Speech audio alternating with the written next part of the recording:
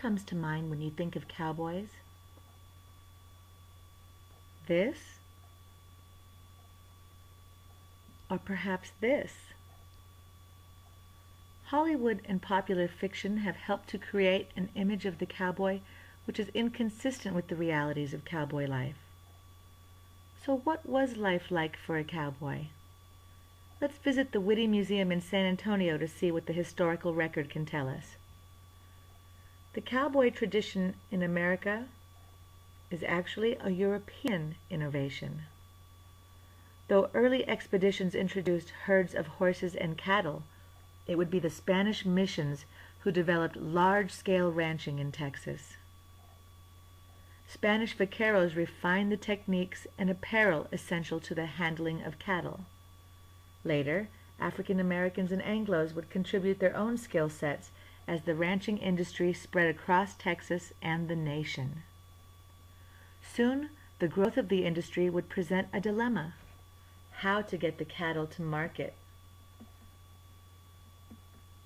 Since it was too expensive to slaughter, pack, and ship meat long distances, ranchers discovered they could walk their product to market, taking advantage of the free water and grass along the open range. Typically, a trail drive would consist of approximately 10 to 12 men per 1,000 head of cattle. Each man would be allotted 6 to 8 horses by the trail boss. The only thing a cowboy owned was his saddle. Sometimes a trail drive could include cattle from different ranches, and herds could exceed 3,000 head. Cattle was driven across the open plains to northern and western markets, and later to railroad loading facilities. Trail drives were important in San Antonio economy in the 1880s. A cow in San Antonio was worth $1, but worth 10 in Kansas City. This may be why drovers commanded the second highest pay of the operation after raising and selling cattle. And that was some hard-earned money. Cowboys lived among the cattle on the open plain during the 3 months of the spring and summer roundup and subsequent drive to market. They slept on the ground and forfeited a few hours' sleep each night, circling the herd on the night shift. Moving herds an average of 15 miles a day was exhausting, dirty, and sometimes dangerous work. Always wary of a stampede, the cowboys endured heat, dust, rain, mud, wind, and lightning storms. Their workdays could range from 14 to 18 hours a day. Few ever signed up for a second tour. The most important job on the trail drive was the camp cookie, who prepared every meal on the chuck wagon. Meals invariably consisted of beans, biscuits, bacon, and coffee. Contrary to popular belief, beef was rarely eaten, as that would be eating the profits. But reality rarely informs public perception when it comes to the cowboy. The image of him as a strapping Anglo folk hero can be largely attributed to the glamorous treatment of Hollywood. The real Texas cowboy was often young, small, and wiry. Estimates by historians list Hispanics and blacks as roughly 1/3 of the drover workforce. While movie and television depictions often portray cowboys as fancifully dressed in colorful hats and fringe, the reality was that the items commonly associated with cowboy dress were utilitarian by design. Similarly, on-screen depictions have almost always pit cowboys against Indians. In reality, they rarely crossed paths.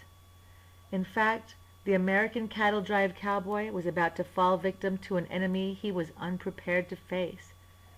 As more and more homesteaders branched out west, so came the need to protect and delineate their land. The invention and installation of barbed wire created lengthy detours, literally closing the open range. As railroads crisscrossed the nation, ranchers increasingly turned to this cheaper and more efficient mode of transport for their product.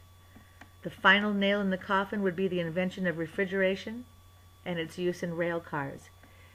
These innovations would forever alter the lives of these freedom-loving men who made their living on horseback out in the open plains of the unsettled West.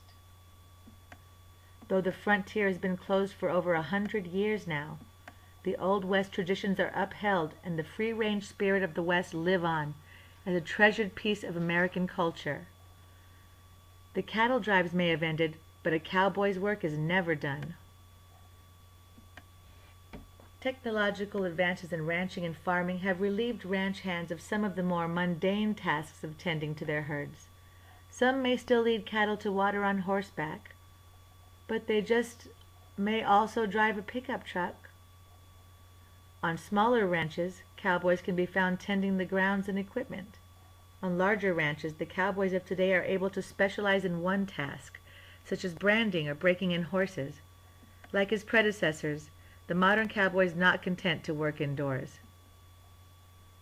What makes the cattle drive cowboy such an enduring folk hero? While the image of the brave adventurer riding into the sunset isn't an accurate one, it is part of the American tapestry. Like the unsettled West, the cowboy represents promise and possibility. Perhaps he represents a simpler, carefree existence, made all the more tragic as one of the earliest victims of commerce and industry.